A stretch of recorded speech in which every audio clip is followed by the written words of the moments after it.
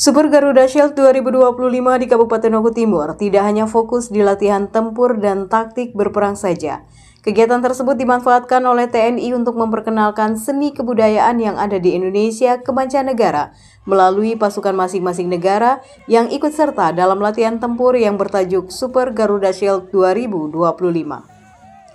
Latihan Super Garuda Shield 2025 kali ini diikuti 17 negara yang ikut serta, diantaranya Indonesia, Amerika Serikat, Singapura, Australia, Kanada, Jepang, dan 11 negara lainnya.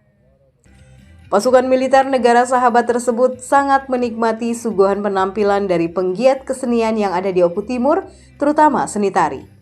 Saking antusiasnya, pasukan militer mancanegara tersebut ikut menari, diiringi musik tradisional Nusantara, mulai dari musik tradisional Komering hingga Tabola Bali dan Momeri. Hari ini kita berkumpul dalam suasana yang penuh kebahagiaan dalam lindungan Allah SWT untuk mengikuti acara Culture and Sport Day, sekaligus menutup kegiatan latihan gabungan Super Garuda Shield 2025. Selama beberapa minggu terakhir, kita telah berlatih bersama, bahu-bahu, bukan hanya untuk meningkatkan kemampuan militer, tapi juga untuk mempererat rasa persaudaraan, solidaritas, dan kepercayaan di antara kita semua.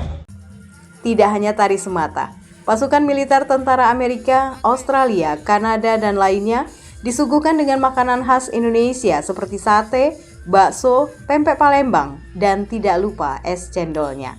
Dari Oku Timur, Jadmiko Francisco, iNews melaporkan.